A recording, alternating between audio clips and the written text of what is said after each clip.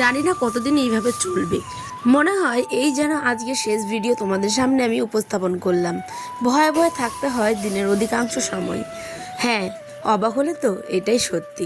Hey everyone, good morning and welcome back to our new video. এই উত্তর দিনাজপুর জেলার ছোট্ট একটি গ্রাম থেকে আমি পাইল আমার নতুন ভিডিওটা তোমাদের সবাইকে স্বাগত। জানো, আমাদের মেয়েদের জীবনটা অধিকাংশই শুধুমাত্র সংসারের কাজ করতে করতে কিন্তু চলে যায়। হাজার ব্যস্ততার মধ্যে আমরা খুঁজে পাই না নিজের ঠিকানা, খুঁজে পাই না নিজের কাজ করার ক্ষমতা।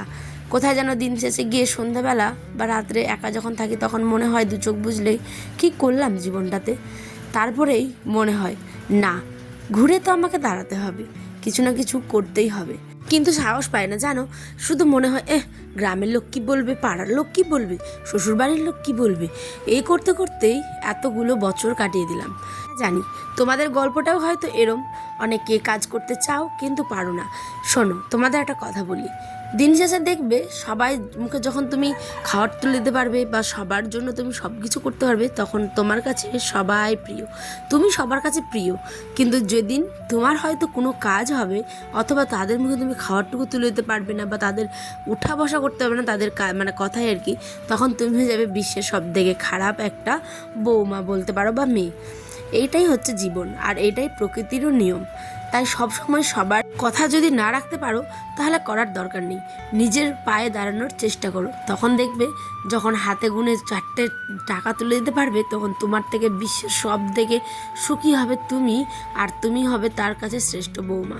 এইটাই হচ্ছে প্রকৃতির নিয়ম, বুঝতে পারলে? তো কেন বলছি এই কথাগুলো এইবার বলি এই আলোচনায়।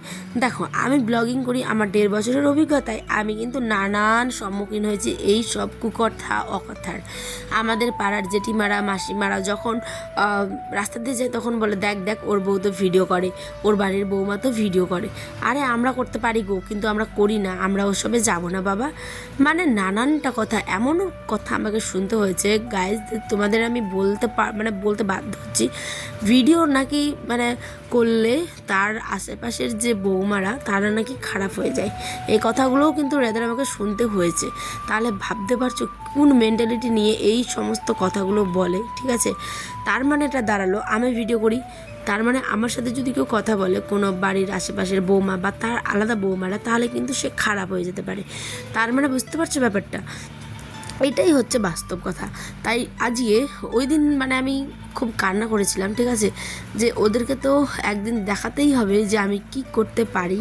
হ্যাঁ, হয়তো যদি তোমাদের ইচ্ছে না থাকে তাহলে হয়তো পারবো না, কিন্তু বিশ্বাস করো এই প্রফেশনে না হলেও অন্য প্রফেশনে আর কি, আমি কিন্তু ঠিকই কিছু না কিছু করে দেখানোর চেষ্টা করবই। এটাই হচ্ছে গিয়ে ব্যাপার। তো সেই দিন একটা মনের মধ্যে জেদ হয়েছিল যে কিছু একটা করতে হবে। তারপরেই আস্তে আস্তে আমার চ্যানেলটা গ্রো হয়, চলতে থাকে। আজও সাকসেস আমি পাইনি। হ্যাঁ, 1000 হয়েছে তো কী হয়েছে, ওয়াচ টাইমটা এখনও পূর্ণ হয়নি, ওটা অনেক কষ্ট করে করতে হয়। আর এই প্ল্যাটফর্মে ধৈর্য প্লাস হচ্ছে তোমার নিজের বেস্ট কোয়ালিটি দিয়ে কাজ তুমি করে যাও। আজকে না হোক 5 বছর পরে হবে, 5 বছর পরে না হোক 10 বছর পরে হবে, আর না হলেও কোনো জোর নেই বাবা, কিচ্ছু হবে না। এখানে আমি শুধুমাত্র তোমাদের এর আগে অনেক ভিডিওতে বলেছি যে এটা আমার একটা লাইফের অন্যরকম পার্ট। এখানে সব আমার সংরক্ষিত থাকে আমার ডেলি ব্লগের মাধ্যমে। আমার নেক্সট প্রজন্ম দেখতে যেতে পাই যে আমার কেমন কী ছিল। এটা হচ্ছে ব্লগারের লাইফ, হয়তো এরকমই হয়, তাই না বলো? সবসময় চিন্তা থাকতে হয় আজকে এমন অশান্তি হলে কালকে যদি ব্লগ না দিতে পারি। সত্যি বলছি, কিন্তু আমার হাজব্যান্ড এই মানুষটার কথা না বললেই নয়। এত সাপোর্টিভ বন্ধুরা যে ও আমাকে জোর করে, রীতিমতো বোঝায়, ঠিক আছে, যে তোমাকে এই কাজগুলো করতেই হবে, একদম করতেই হবে, তুমি এই লাইফটা ছেড়ো না। এটা এরমভাবেই তো তোমরাও কি আমার জীবনের সাথে নিজের জীবনের টাচ পেয়েছো বা পাচ্ছ এই কথাগুলোর মাধ্যমে? অবশ্যই কমেন্টে জানিও।